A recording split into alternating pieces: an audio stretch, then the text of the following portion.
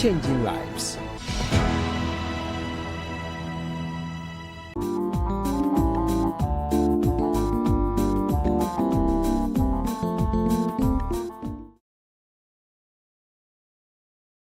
Hello and good evening. It's another Tuesday and I am glad to come on your screens and on your TVs.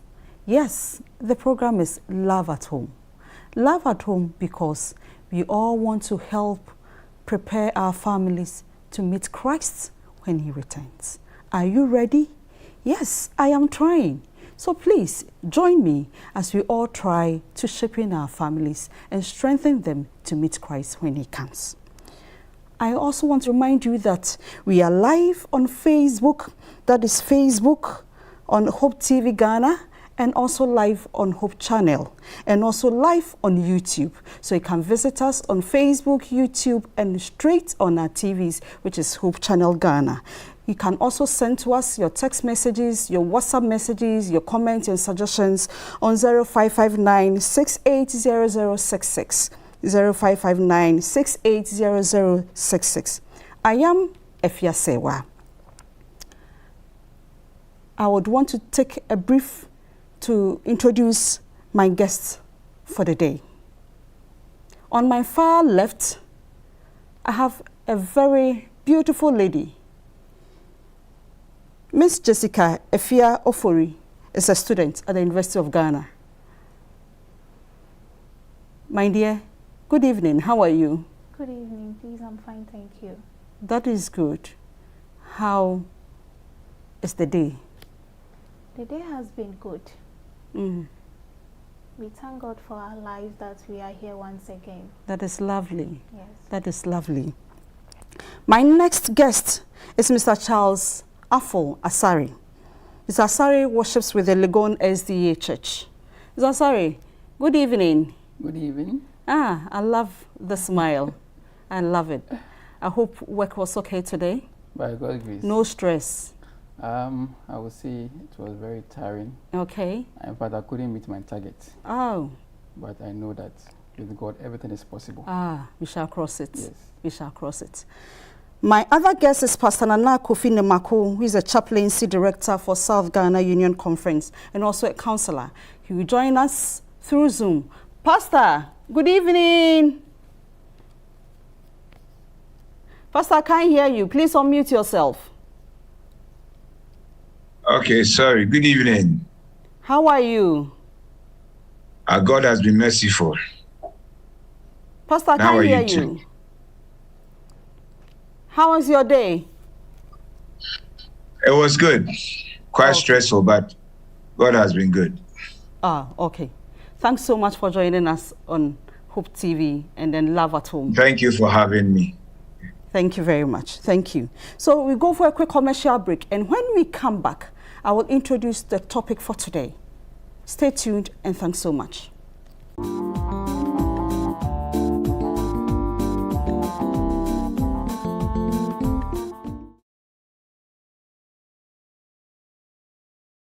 To everyone who offers himself to the Lord for service, withholding nothing, is giving power for the attainment of measureless results.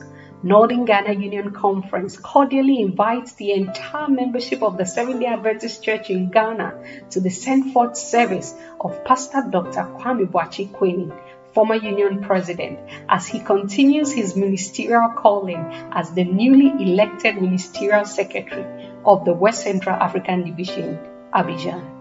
Date, Sunday 31st July 2022.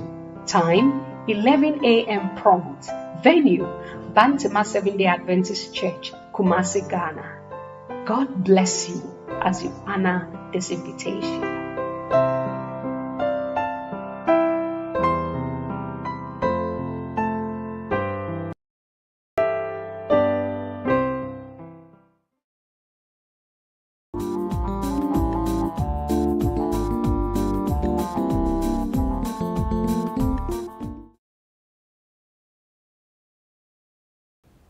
Hello, you're welcome back, and you are still watching Love at Home.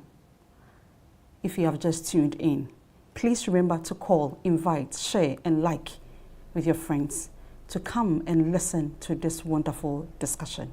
That will help all of us. Grieving the loss of a parent is personal. There is no normal path or timeline. Everyone deals with it in their own way. But taking steps to understand your emotions and find support can make the process a little easier. On this note today, we want to look at surviving the loss of a parent or parents. Oh, it's not too pleasant to discuss it. But hey, as I said last week, death is inevitable. We need to discuss it and prepare our minds. Look for strategies that will help us when the time gets there. Mami Jessica, tell me something about yourself. Who are you? Who is Jessica? I'm Jessica Ifeofori. My age is 22 years old. I'm a student of the University of Ghana, and I read Public Administration and Information Studies. And I stay in Tema and as an entrepreneur too as well. Okay, okay. Mr. Asari, Easy. who is Mr. Asari? Mr. Asari is a married person Okay. with 3 kids, 1 boy and a girl, 2 girls, sorry. Hey. And then I also work with a credit union, Okay. that is Desire of Ages Credit Union, Okay. as a manager. Okay. So, in a nutshell, we have a family of, that's my extended family of 5. I'm the only man in the family. Hey. Then you should be lucky. Very, very lucky. Okay. And blessed. By God's grace. That is it. Okay. Mami Jessica, how many are you in the family? Please, we are 4. You are 4. Can you expatiate for me? Parents, my brother and I. Okay. Are your parents, is your mother alive? No. Oh, okay. What about your father? No. Oh, so sorry. But what happened to your father? They all passed away. My father died 8 years ago, and my mom died 5 years ago. And it has been a loss grief for my brother and I and the family as well. My dad, they all died through illness. Yes. So how old were you when your daddy passed on? I was 13 years old. 13 years, then you should be somewhere in JHS, right? Yes. Okay. What about your brother? My brother was 10 years old in the primary school. Oh, okay. Well, Mr. Asari, what about you? I lost my mom 2006. I think that time I have finished my first degree, and I quite remember ADRA was having a research. They went to the Upper East region to give some agricultural seedlings to the farmers and also some equipment. So they wanted to go back and find out the impact that has the farmers have gotten. So I was part of the research assistant. So we went there for 2 weeks, and that was when I had a colleague who was sleeping beside me was talking about like I was not hearing what the other person was saying, but the response from my colleague indicates that somebody is dead. Okay. And I mean, I presuppose that it relates to me. Okay. But what I said, I remember that I said, whatever happens, I give thanks to God. That's what I said. So actually they were talking about you? Yes. So my colleague didn't tell me anything until we returned to Accra. That's where I realized that my mom has passed on. So sorry. So sorry. Pastor, please let me come to you. Listen to the story of Jessica. They are two young people. In actual fact, she said her brother was 10 years. For children to go through this ordeal, normally what comes to mind as a counselor? What normally happens to them when they experience such things? Okay, so I just want to say that it will not be an easy thing for them at all, especially when they are young. Like she said, she was 13 and the brother was 10 years. That kind of situation could be devastating for them, and certainly they would have to confront the situation and will go through some form of grieving, even though they will grieve differently, and even at their ages they may not really understand what is going on, especially for the 10-year-old. But for the 13-year-old, maybe she could understand the reality of death somehow, but it will not come too easy for either of them. It will be very devastating. Thank you, Pastor. But Jessica, in all this, especially when your daddy passed on, what was going through your mind? Psychologically, I was so sad because my father dropped us in school Wednesday morning and came back from school hearing other families, friends mourning at home. I was even asking my brother, what would have happened? How has it happened and everyone is mourning? I really didn't know what has happened because we didn't know anything about it until we were told that evening that Daddy has passed away. We were so sad. We felt like, Daddy, why? Why couldn't you be with us to even our adulthood age? But you left us alone at this tender age. We felt so sad. So that evening, we couldn't even sleep. We had a sleepless night. Yes. We were very, very sad. Yeah, I can imagine. I can imagine. Especially knowing that he wasn't ill. He dropped you at school, thinking that they come and meet him at home. Then Yes. they come, they tell you he's no more. Yes. That could be devastating. So sorry. So sorry. But Jessica, you also mentioned some memories that you recall from your father. Can you share some with us?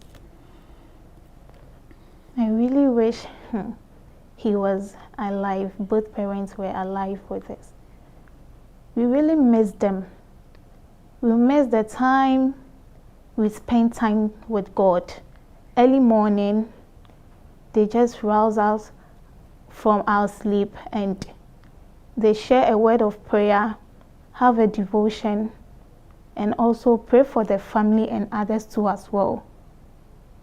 They also advise us, they encourage us. Even some of our emotions, we don't want to experience or tell them, but we let them know because there was this kind of love and affection between us, and we miss them so dearly about that. Still at this time? Yes, at this time, we still miss them. God is in control. Okay. Mr. Asare, you were then grown. Yeah. But share with me, how was your emotions like? How did you take the news when you returned and they informed you? I quite remember. So when we were coming from the trip, my supervisor was just advising me that life is, ups and downs. There are difficulties in life. So anything that happens to you, you just have to, take it as a blow and then move forward. And he was saying that for me, I'm a man, so I have to make sure that everything that happens in my life, I will continue to trust in God. So he took me to my house. That was where I realized that there were so many people in the house. So I was I was doubting about certain things, but I realized that when I entered the living room, you realized it was true. It was true that even though nobody has mentioned anything to me, but I realized that the conversation from my colleague and what my supervisor was telling me kind of correlates with what I was. Whatever you had seen. Yeah, I was thinking about. Okay. So I just encouraged myself that day. Okay. But the day that I remember I cried a lot was when the family members said we wanted to bury our mommy in Accra. I said we should take her to a hometown. That was the day I cried. One of the things that I remember with my mom was that, you see, as for men, I said a way to a man's heart is through the stomach. It's through the stomach. Thank you very much. So my mom had a place for me in terms of my food. So anytime I come from school and I go and look at the shelf where she normally places my food and it's not there, it means that. So when she passed on, anytime I get to the kitchen and I look at the shelf and there's no food, I start to cry. Oh. I start to cry. But I just encourage myself that in all things you have to just give thanks to God and then move on in life. Jessica, what do you miss so much? So where is your mother? We were discussing your father. Where is your mother? My mother too has passed away. How many years now? It's been 5 years now. Where were you? I was in the senior high school by then. And I just heard a news that she passed away. When I came home, I asked my aunt how. They told me that she was ill. And before that, even we were facing financial problems when my dad passed away. And she always encouraged us to be strong because as at that time we were still young. We were in school, so we need to focus on our education. But this is the case whereby we felt that Mommy, it's not fine. Mommy, it's not okay. She has been thinking, and even to the extent that sometimes she cries and we ask her, she said she's fine. But we realized that it's because everything has become burden upon her. She's now playing the role as a father and a mother. So the responsibilities have become very tough. And even as at that time, she was ill, but she wouldn't speak to us.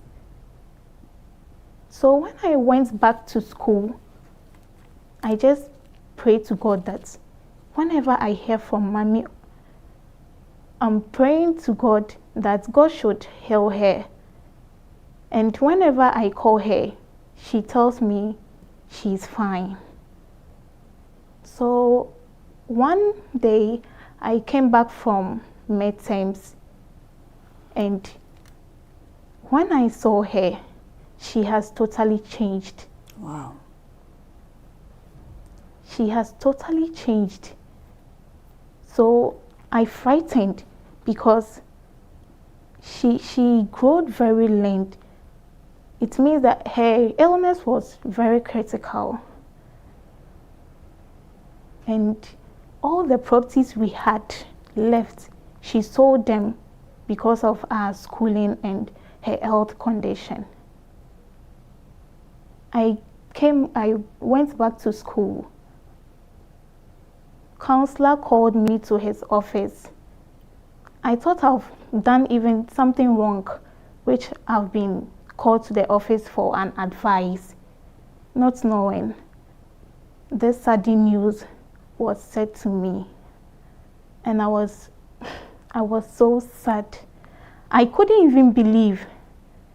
But the counselor wouldn't lie to me about such news. And I told myself, God, why? You've taken my dad. And why my mom? God, why us? Who is now going to take care of us? It became so we panicked and we were very, very sad about this. But all the same, we asked God to take us through everything in our life. That's what we asked God. And now we are continuing to pray for our family and ourselves too as well. Because it hasn't been easy. And it is still not easy. Sorry, Jessica. All right. Pastor.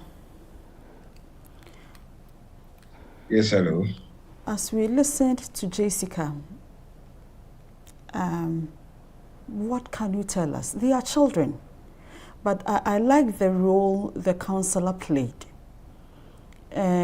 Normally, how do we communicate such news to the children? Normally, what is the procedure? How do we communicate such news to the children? All right. So, well, I would touch on that, but let me start from somewhere so that we could have a full view of probably what I want to share. Pastor, go ahead. You see, so usually children like that will go into some crisis, or it will be traumatic for them, like Jessica said. And like I said before, that it will surely be a very devastating thing for children of their age to encounter. And even our brother also had to go through some similar thing. I know we need to understand that in crisis or trauma is what we call loss, and losing a loved one like a father and a mother is a major loss.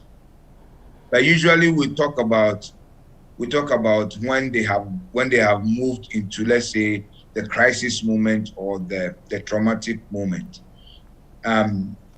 What they are experiencing would be a type of loss we call the real or objective loss.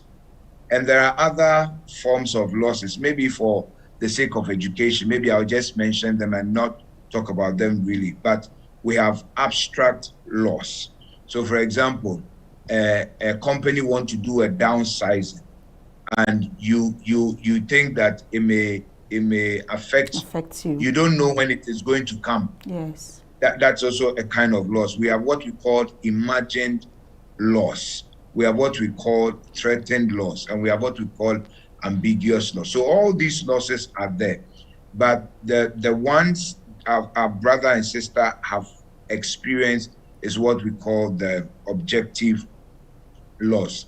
And when it happens like that, in the case of, let's say, children up to the age 12, and then maybe from age 12 going, where our brother would have experienced. So maybe I'll treat the first part.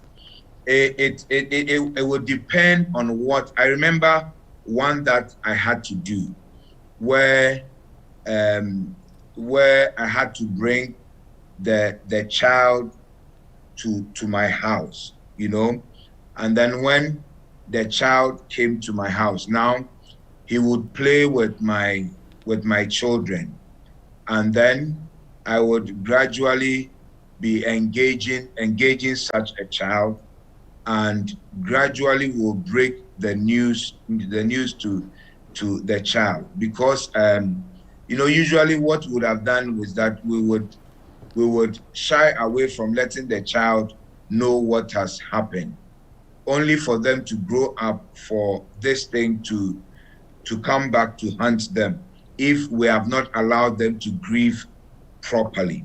And so it would depend on how it happened, where it happened, and then whoever is in charge will know what to do. So like I said, for example, there are instances where I will bring the child to my house and start talking about, you know, dad, start talking about mom, and then warm them up to a point where you can really break the news to them, for them to know what has happened, than to cover up and shy away from telling them what has happened. Because the reality is that they will come to face it one day, because if she goes home and she asks mommy or daddy, or she asks uncles or aunties, where is mom and where is dad?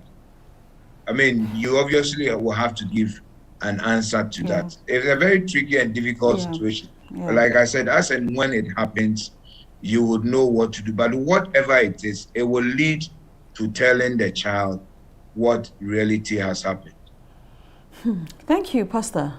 Now, Jessica, now you are in school. Your brother is also in school. So I think your brother should be in JHS, SHS now, preparing to write exams, right? Yes, please. How is his education like? How is he coping with the education? It hasn't been easy.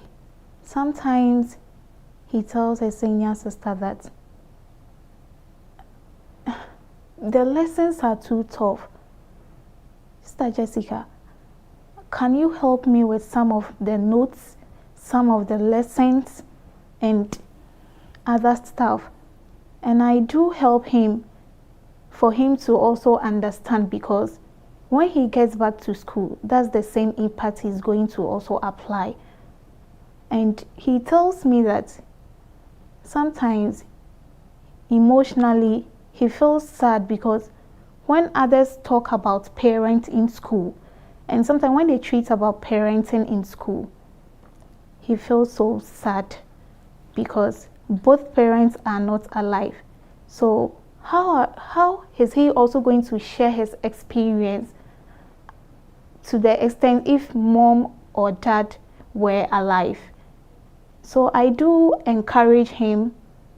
I do sometimes reassure him that everything will get better. So far as he has me, I'm also going to do everything for him to get education background support. But how do you also encourage yourself? You are encouraging somebody. You also need encouragement. How do you encourage yourself? You must be a strong woman. Yes, I am. But tell me, how do you do it? How do you cope? Okay, when this happened, this unfortunate happened, we went to stay with an aunt and our uncle. Yes, they have been encouraging us through our daily lives, and other prominent individuals in my life, family and friends support, they do encourage us to be strong, because whatever situation it happens, God knows the best out of it. So other prominent individuals, the church my family, friends, they do encourage us about the loss of our parents. And it also builds us to be strong and also help and be focused in life. Wow. Wow. Mr. Asare, what has been some of the effects of the loss of your parent? One of the things I remember is the opportunities that a parent can offer to his or her child. So, I mean, both parents, because in this world, the world is full of networking. So, if your parent knows somebody, like I said, at that time, when my mom passed on, I finished my first degree. So, I'm about to do my national service, and I'm also thinking about when I finish the service, what work will I get? You have to look for a job, yeah. So my dad helped me in that regard for national service. And then after the service, I mean, I couldn't get a good job, actually. But both parents, as I said, give opportunity for their children. That's one. One other aspect that I missed my dad was the altar call every morning. Okay. Every morning. And this is the song. He will not come and say, get up and let's have devotion. He will sing a song. And I want to sing it. Go ahead. Be free. Yeah. Adiacho, adiacho, adiacho, namonsorio. Wow. Monsori nyamiaye. Wow. So he will be singing the song, and when you hear the song, you have to come to the living room so that you have the devotion together. That was one of the things I always, I've not been singing the song though, but I always remember my dad about it. There are other opportunities that I missed about especially my dad. I mean, it's a relationship. I was very close to my dad. Very, very close. So we talk about everything. What boys can talk, we can talk about it. Wow. Yes. When my dad is wrong, I will tell him he's wrong. When I also falter, he also advised me in that regard. That's one of the opportunities that I've really missed about my dad. The other aspect, the other aspect of Lace in regards to my mom was the affection, the love. My mom is like, when you see Dorcas, everybody that comes to the home gets food to eat. Whether you are a visitor, you are a stranger somewhere, everybody gets food to eat.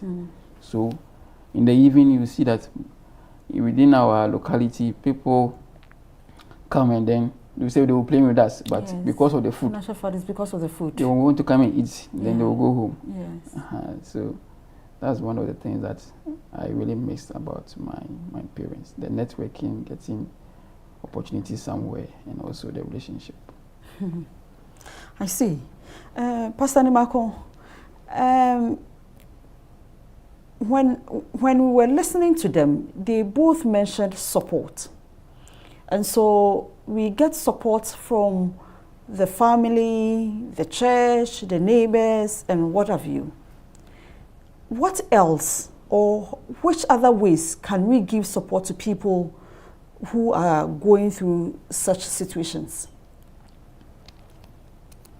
All right. So, I mean, basically talking about support, basically these are some of the structures that we have. In fact, in our part of the world, I think that some of these issues are not, we do not have real structures. I mean, talking about general terms, we don't have structures to take care of some of these things, you know. Sure. But like I said, we have the church, we have friends. We don't have a lot of counseling homes or counseling firms and things to take care of some of these things. But what we have is what we do with. I mean, pastors and church elders and school counselors, even though it's still something that we must develop very well. You know, like in the case of Jessica, when it happened in the case of her mom, she was in school, and the school counselor had to deal with them, even though they have their own challenges there as well. And so we must have a more rigorous system to be able to take care of that. But in the meantime, these are some of the supports that we have. Support from friends, institutions that you work in, like schools, churches, and a few of the counseling firms that we know are the structures that have taken care of some of these things. But the majority of the people will have to fight their way through grieving the loss. I mean, most of the times that is what happens. But for a few of them that have this opportunity with some of these structures around, they have taken advantage of that. And so sometimes you also have people recommending, people to them. Myself, I've had a lot of those where somebody will call that there is this friend who has had some loss, maybe in the case of death or anything, and that the individual needs a counselor. And I have given the permission, and the individual has called, and we have made arrangements where they will come for some sessions, and by the grace of God, they are able to pull through. But most of them, majority of them, do not have some of these official and well-structured processes to help them grieve properly. So there are a lot of people who otherwise have not grieved properly of any form of loss, including the loss of a loved one and things like that. I don't know, after the school counselor did the work on Jessica, from that time up to this time, I don't know which program she may have been taken to, or including the brother as well. But she's mentioned that, people have supported them, motivating them, encouraging them, and things like that. Maybe that is, but I do not know if they have had the opportunity to go through some well-structured thing to win them off of it, because there are a lot of people who otherwise have not grieved properly and still keep their emotions in them, which have turned out to be clinical for them, or some other forms of disadvantages to them. But apart from that, quite apart from that, these are some of the support groups that we have for people to be able to deal with their losses. Thank you very much. Jessica, have you gone through any structured counseling apart from what happened in school? You and your brother. Yes, please. Okay. Yes. There was a counseling going on in school about this same topic, loss of the surviving. And the counselor listened to my story and also counseled me for a whole year. Okay. About that, grieving me about the loss of my parents. Okay. So I have been. But what happened? What about your brother? My brother, no. He is also a small boy. So we are not even sure how that little boy has, because you see, I listened to Jessica carefully. Occasionally in school, the brother, maybe she's doing junior high school by now, but when like times of PTA, or when they have to bring their parents, in this time they have open day where parents will have to go and look through the books of their children. You understand? Mm-hmm. And they do this consistently, almost every term.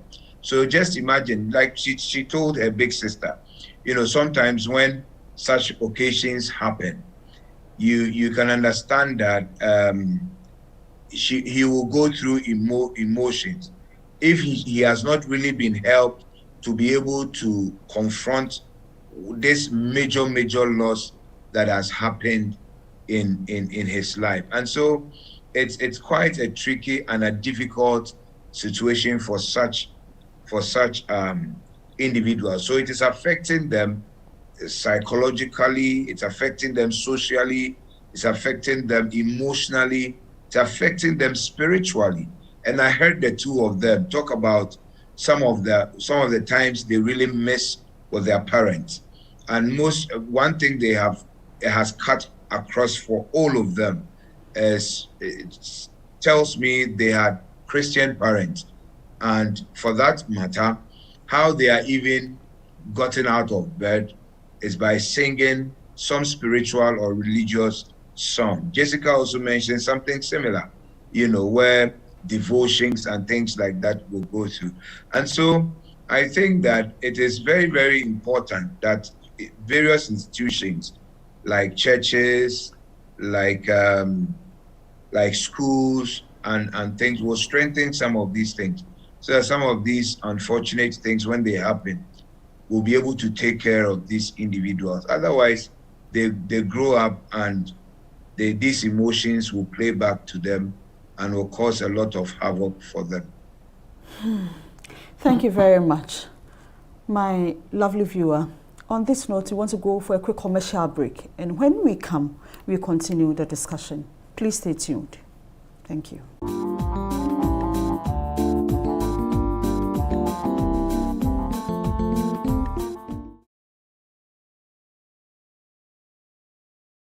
To everyone who offers himself to the Lord for service, withholding nothing, is giving power for the attainment of measureless results. Northern Ghana Union Conference cordially invites the entire membership of the Seventh-day Adventist Church in Ghana to the send forth service of Pastor Dr. Kwame Boachi Queenie, former Union President, as he continues his ministerial calling as the newly elected Ministerial Secretary of the West Central African Division, Abidjan. Date, Sunday 31st July 2022. Time, 11 a.m. prompt.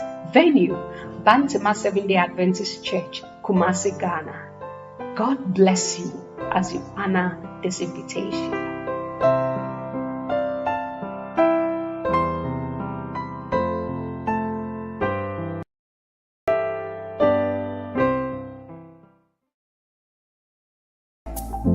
We want to defy our family's decision and get married or elope. I need advice. What should I do? Please, what should I do? How do I tell her I cheated on her months ago?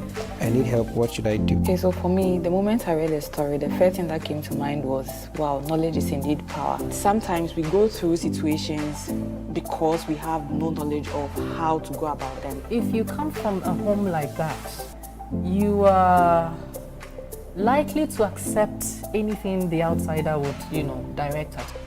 The fact that we had an interesting ceremony where a priest prayed and all of that doesn't mean that magically you have turned into something else. If he finds his way to God, a Bible-believing church, and he goes and he wants to change, nothing is he giving impossible. His properties to charity and stuff? Oh no, why? Okay, I think this is another discussion that we will not end today, so we'll not even go into it. Real talk, showing this and every Wednesday at 8 p.m.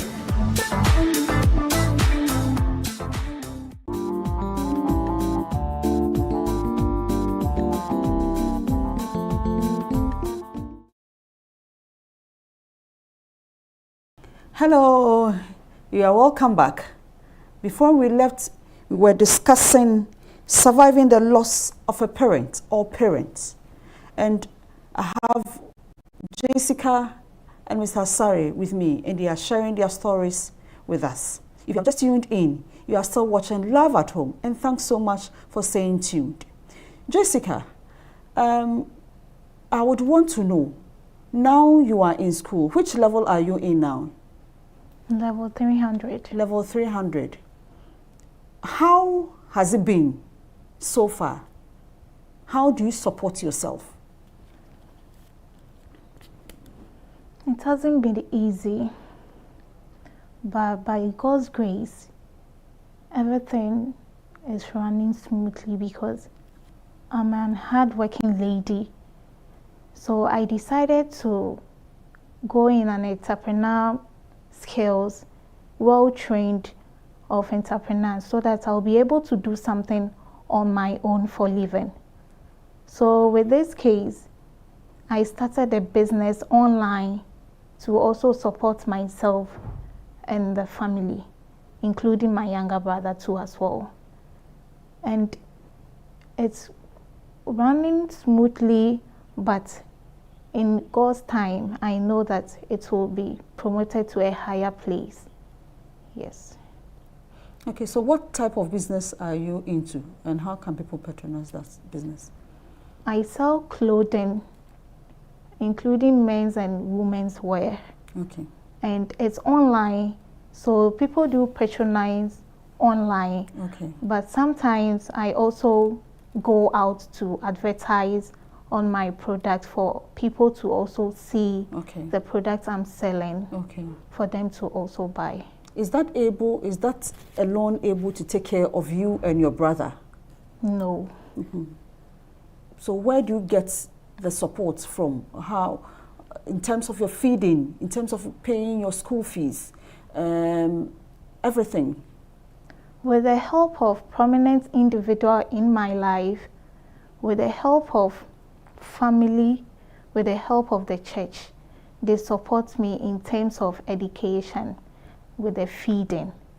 Yes, and I'm much very, very grateful to them all for helping us and for having that willingness to also cooperate with us in whatever situation we are going through. Okay, so those people pay your fees and your brother's fees, and then where your accommodation as well? Yes, please. Okay. They do pay the fees of my brother and I, and the feeding. Okay. Yes. So my aunt, my uncle, and other family supports, they are rather helping in terms of the accommodation and the little things we need for ourselves. God bless them so much. Yes, please. God bless them so much. Mr. Asare, you are a full-grown man. Yes. But I'm sure it wasn't easy, and it is still not easy. Do you think you've missed some opportunities that, other than that, you would have gotten? Maybe if it hadn't been the death of either your mother, you would have been somewhere by now. Yes, like when it comes to furthering my education, I am now doing I will say education has no end, but I'm now doing my master's, my MBA. But I believe if both parents were alive, they would have supported me to, further my education earlier before now. So that is why I can see the death of my dad was very tragic, very, very serious, because that day was the day that my wife was on a labor ward. Hey. And my father was also on a sick bed. Hey. With oxygen. And it wasn't easy. Who do you attend to?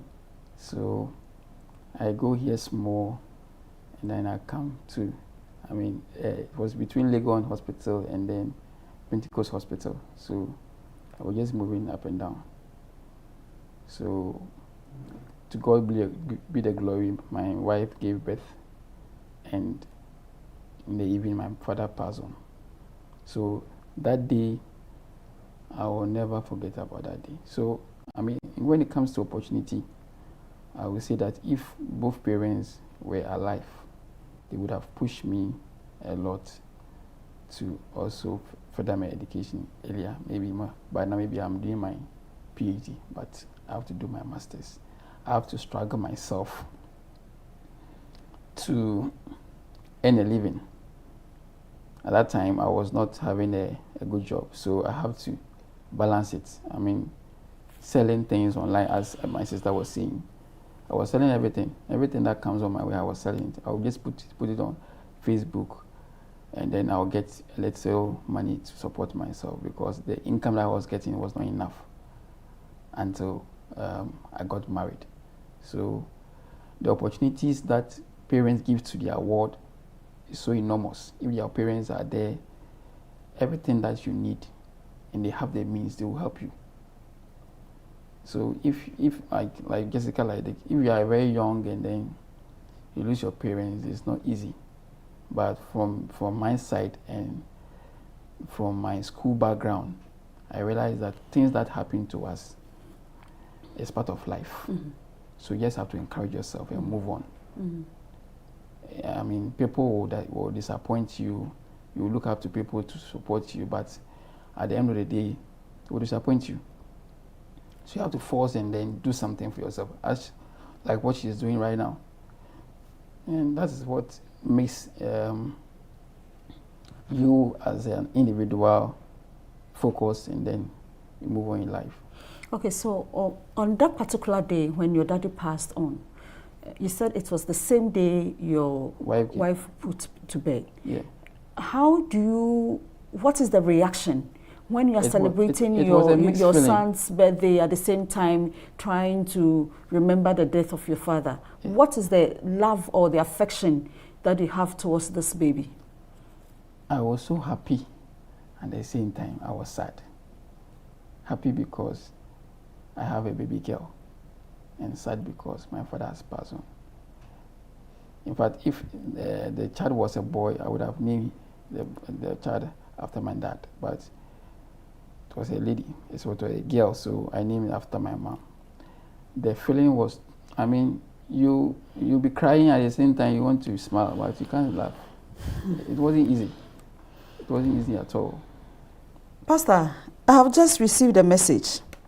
I think it's just confirming what Mr. Asare was saying. The person is saying that the mother put to birth the same day of that particular person, and the mother passed on.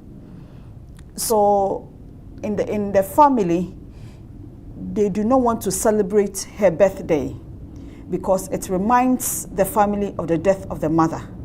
And she's not happy with it. She's asking what she can do. You see, especially you cannot take away from the jurisdiction where we operate as well. We can be very superstitious, you understand? But clearly, even in the Bible, we have persons who cursed the day they were born, and they cursed the day they were born because of some difficult moments they were going through.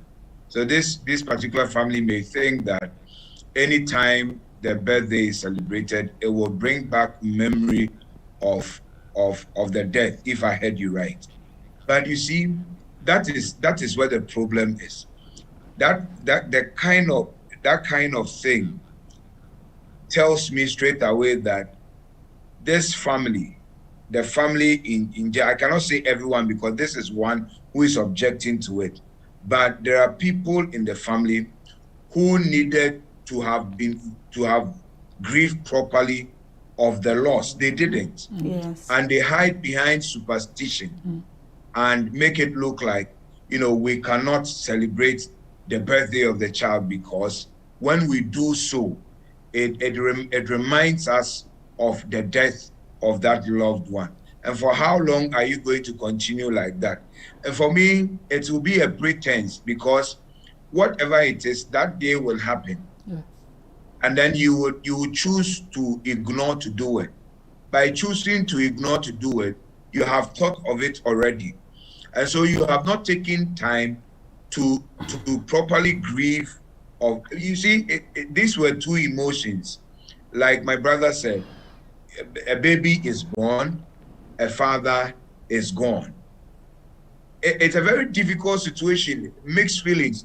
You don't know which emotions you should allow to dominate which other, and people around, you don't know how they may also interpret it. That this individual is happy because the father is dead, obviously because he has a baby girl. Yes. You understand? Or even though the wife has put to bed with all these difficulties, and yes, he doesn't want to appreciate what God has done. So it comes with a lot of mixed feelings when it has to do with, two major different emotions. But like he said, the people around you and you yourself, the strength that you would have to, or the effort that you have to put through, will be able to help you to go through. And so I am looking at this where people can get superstitious with some of these things. I'm looking at where people want to pretend as though that is what will help them forget about the issue. The most cogent thing to do is to admit that this thing either is tearing us apart, or is hunting us, or brings fear to us, so that now you open up for professionals to help, either in group counseling or individual counseling, to be able to go through, so that you will be able to celebrate the child's birthday without having problems. But what it is, because what it is that when the child grows up and decides to celebrate his or her birthday, what else can you do? Nothing. And you are alive. So you cannot run away forever. You only have to confront the issue, seek the appropriate help, and be able to deal with the situation. Wow. Jessica, tell me, what would make you the happiest girl?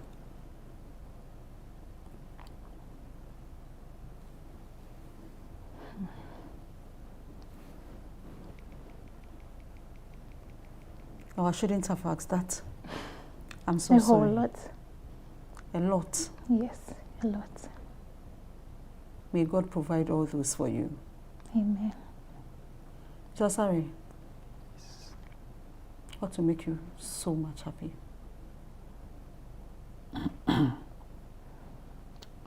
The Bible says we should seek Him first, the kingdom of God, His righteousness, and all other things will be added unto us.